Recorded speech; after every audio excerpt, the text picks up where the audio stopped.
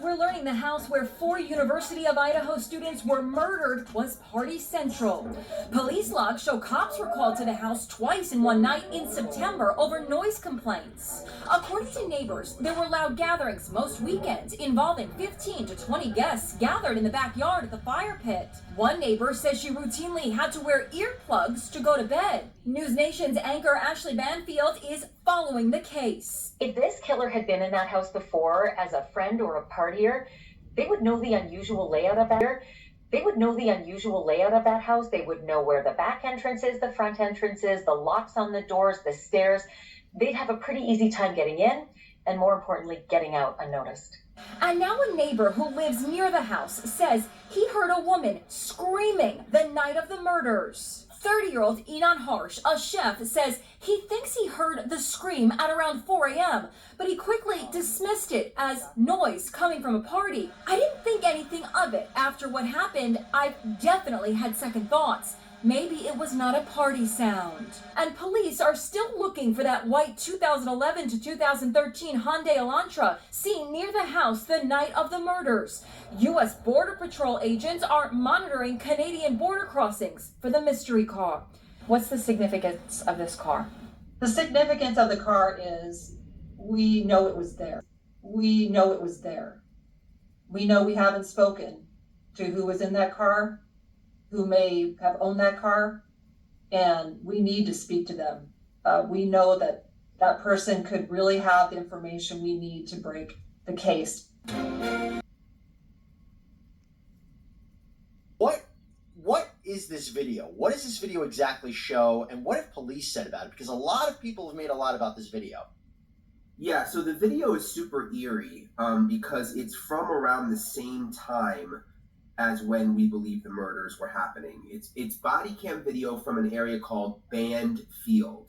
That's a field next to the Sigma Chi fraternity house, which is literally, I would say, a 30 to 45 second walk from the house where the murders happened.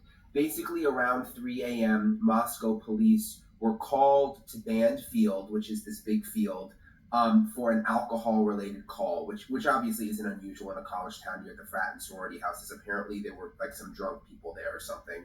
So it's all on body cam. They go out there, they talk to the kids, they're walking around. Police say that this incident has absolutely nothing to do with the murders. But again, what's so creepy about it is that it's happening around the same time that the murders are happening, and it's so close. So we've been, and all the online sleuths have been, analyzing this body cam, as I'm sure police have, because you can see houses in the background. You can see the general area of where the house where the murder happened is in the background, and the timing is just really, really strange.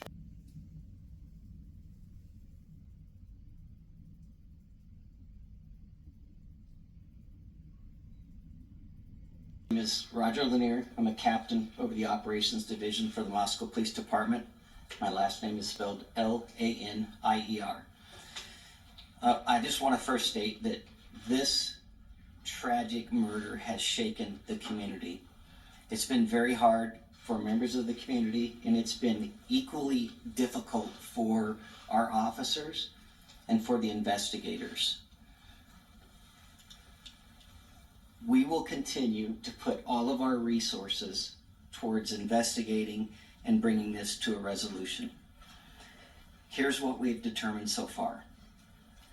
On the evening of November 12th, Kaylee Gonsalves and Madison Morgan were at a local bar and were later at a food truck in downtown Moscow. They arrived home at approximately 1:45 a.m. on the morning of November 13th. Ethan Chapin and Xana Kernodle were at the Sigma Chi house before also arriving home at approximately 1:45 a.m. 2 surviving roommates were also out in the community, and they returned home at approximately 1 a.m. and did not wake up until later that morning. On the morning of November 13th, at 11:58 a.m., a 911 call was